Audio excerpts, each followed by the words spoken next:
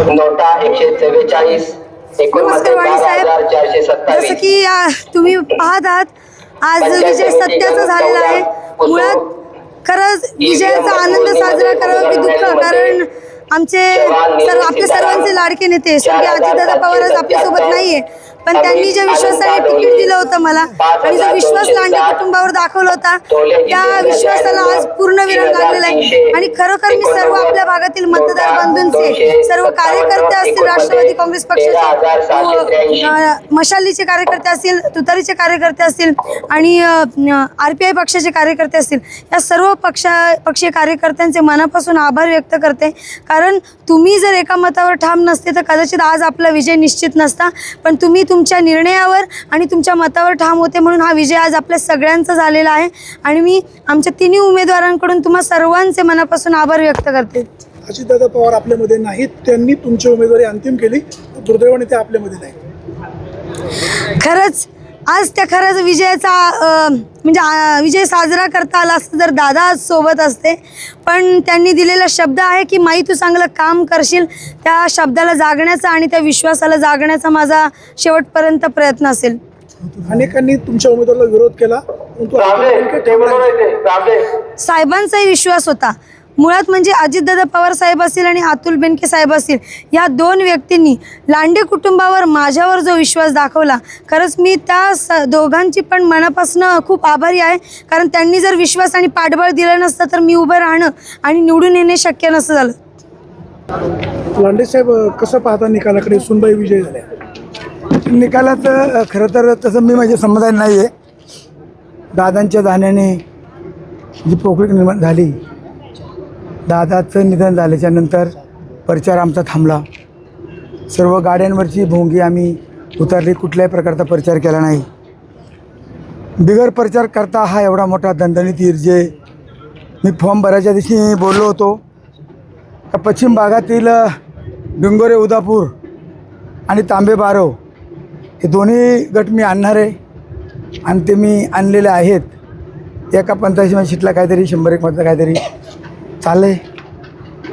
पण खरं तर दादाच्या जाण्याने, दादा जर असते तर माझी इच्छा होती काय समोरच्या उमेदवारांचा डिपॉझिट जप्त करायचा. प्रचारच केला नाही, लोकांपर्यंत पोचलोच नाही. फक्त हे हक्काचं मतदान होतं, झालं, सुनबाई विजय झाली. पण मी जर प्रचार केला असता, दादांची दुःखद घटना झाली नसती, तर निश्चित वाणी साहेब मी तुम्हाला बोललो होतो पहिल्यापासून. अजितदादा पवार आपल्यात नाही, तुमच्या डोळ्यामध्ये अश्रू आहेत, काय सांगाल? आणि साहेब, खरं तर आम्ही गुलाल पण करू नाही. बाकीच्या लोकांचं तिकडनं गुलाल, लोकांनी निवडणुकीतून येत असताना गुलाल आमच्यावर पडला, पण आम्ही गुलालसुद्धा खरं तर घेण्याचं हे नव्हतं. पण उभ्या आयुष्यामध्ये दादाने जी आमच्यावर विश्वास दाखवला, मधल्या काळामध्ये मी दादाला सोडून थोडासा बाजूला गेलो, तरी पण दादाने आणि अतुल शेटने, या तालुक्याचे माजी आमदार, आमची भावकी, त्यांनी परत एकदा आमच्यावर विश्वास टाकला. परंतु दादा आज नाही आहेत. अतुल शेठलाही दुःख आहे. अतुल शेठ खरं तर निवडणुकीमध्ये आले नाही. मला खरं तर निवडणुकीमध्ये मला सहभागीच व्हायचं नव्हतं. मला कार्यकर्त्यांनी त्या ठिकाणी ओढून आणलं आणि मला त्यांच्यामध्ये सहभागी केलं. पण खरोखर मी आदरणीय अजितदादांना मी तमाम महाराष्ट्रातील समाज बांधवांच्या वतीनं दादांना मी भावपूर्ण श्रद्धांजली अर्पण करतो. आणि दादा, तुम्ही पुन्हा जन्माला या, तुम्ही पुन्हा जन्माला या आणि तुमची राहिलेली स्वप्न ही महाराष्ट्राला परत पूर्ण करा. मी खरं तर अधिकचं काही बोलू इच्छित नाही. दादा आज नाही आहेत. तालुक्यामध्ये जे माझ्यावर वाणीसाहेब खालच्या स्तराला अगदी वैयक्तिक कुटुंबावर घसरले गेले काही कार्यकर्ते, आणि कारण नसताना मला दुखावलं गेलं. मला 15 दिवस रडायला लावलं, मला हळपायला लावलं, तळपायला लावलं. आणि म्हणून मी तेल लावलेलं पैलवानी, मी माझे कपडे काढून मी त्यांना दण थोपटून दाखवलं का देवराम लांडे कसल्याला पैलवान आहे, माझ्याशी तुम्ही कुस्ती करू शकत नाही. हे मी त्यांना दाखवून दिले. तुम्हाला व्हिडिओ भेटेल ती वाणीसाहेब. मग अशी माझ्या अंगावरती कपडे नव्हती.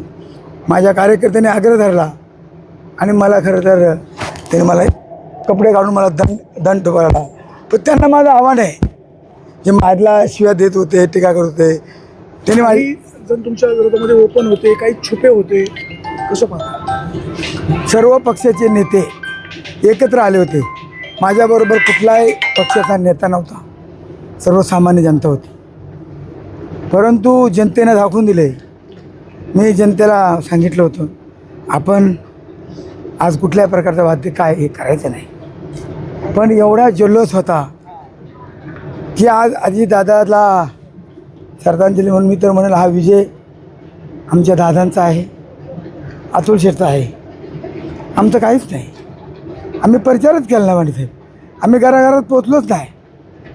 तुम्हीच बातमी दाखवली. मी तर 3 दिवस बारामतीला होतो, त्याच्यामुळं मी मतदारांपर्यंत मी पोचलो नाही. मतदारांना सांगायला मला भेटलं 7 दिवस 7-8 दिवस प्रचाराला भेटली, त्याच्यामध्ये 4 दिवस आमची दुखावट्यात गेली. उर्वरित 3 दिवसामध्ये फारसा मी मतदारांपर्यंत पोचलो नाही. खोटा अपप्रचार केला गेला. देवराम लांडे शेनेमध्येच आहे, शेनेला मत म्हणजे देवराम लांडेला मत, असाही 5-10% प्रकार झाला. बने बापूंची टोळी होती, आले बाबा 40 चोर. आता आले बाबा 40 चोर कुठून आले? मी बोलल्या पण मागच्या दरवाजाने आले बाबा 40 चोर गेले, आता बसले असतील पियाला, येतील आणि उतरली का परत येतील. जाऊ द्या, त्यांना शुभेच्छा. तुम्ही दारू पित राहा, तुम्ही टीका करीत राहा. मी काम करत आलो आहे, मी काम करत राहील. पारव गटातील जनतेने देवराम लांडे यांच्यावर पुन्हा एकदा विश्वास दाखवून दिलेला आहे. वाणीसाहेब माझ्यावर विश्वास दाखवलेला आहे, पण मी समाधानी नाही. माझी खूप इच्छा होती, माझी जिद्द होती.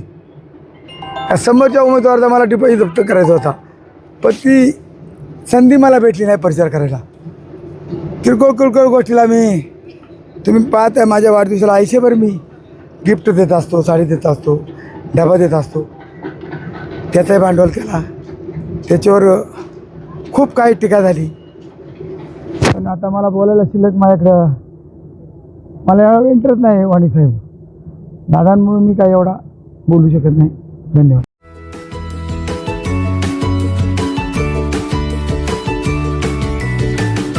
बातम्या शेतीच्या, बातम्या मातीच्या, बातम्या अन्यायाच्या, गुन्हेगारीच्या,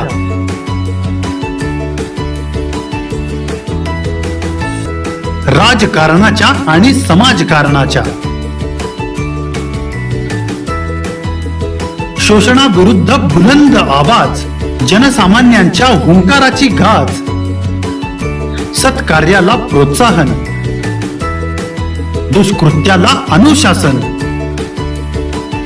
निर्भीड, निस्पृह, सडेतोड, बेधडक आणि रोखटोक म्हणजेच विघ्नहर टाइम्स. शोध बातमीचा, ध्यास सत्याचा. आपलं चॅनल, आपली बातमी. सबस्क्राईब तर कराच, पण बेल आयकॉनवर क्लिक करायलाही विसरू नका.